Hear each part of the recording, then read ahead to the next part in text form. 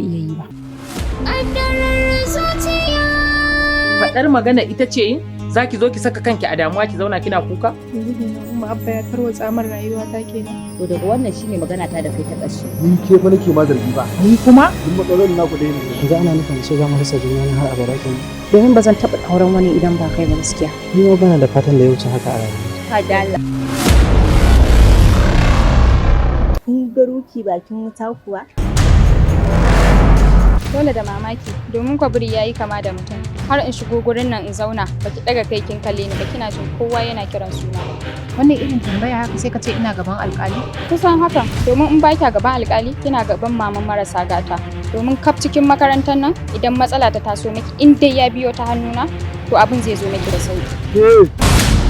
Ki ƙara shiga harka ta. Kai dala malam dakata. Kai kaga nayi ma kallon matan da zan zauna ina kula irin kazaman yara irin ku a cikin school ne. Allah ki yawo. Ya za a yi da ina so mu dan gana. Sorry gaskiya yanzu ina da abubuwan yi da yawa sai dai ina samu dan free time. Ruki. Tambaya wace ce Ruki bakin wuta? Kin fi kowa sanin abin da ya kawo ni makarantar nan. Karatu ya kawo ni ba neman kawa ba. Ko ba karatu ba kamar yadda kike manne da shi a kullum kamar wani mijinki. Ai dama duk wanda bai yi sharan masallaci ba ya zo ya yi ta kasuwa. Kuma arziki cin sa ai sai ɗansa. Idan baki ba wanda zai taimake ki ba kya je ki ba mu wanda sai dai shi ya nema daga gare ki.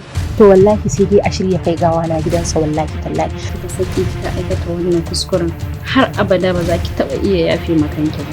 Haka mutum ɗan kai ke kan wani ba. Kamar ya kenan? Kamar yadda kike. Ita ce ƙaunar kadare. Me faru da ke? Ki biki cikin ɗimauta gaba ki ɗakin canja. Idan na ce maka ina cikin kwanciyar hankali da ƙoshin lafiya na maka ƙarya. Bacci ya guje ni, farin ciki da kwanciyar hankali sun ƙaurace min. Ka sani ji nake yanzu kamar ba zan iya rayuwa ba. Kai ne jigona sannan kuma kai ne rayuwata. Tabbas ki sani ina son ki. Sannan ban da burin da ya wuce in zama miki Ba garkuwa. zan iya rayuwa ba. Ƙawata, wannan irin wahalan yarinyar? Ai ita hanyar Kaduna da Abuja duk tafiya ɗaya ne. Dama ƙarshen adewa ƙasa. Sai dai kawai abu ɗaya. Duk wanda ya zo inda zai sauka dole shi ya sauka. Kuɗi za a samu da ita. Kuma sabon kan hanya baya hana arabu. Dama idan baka yi share masallaci ba ka zo kai.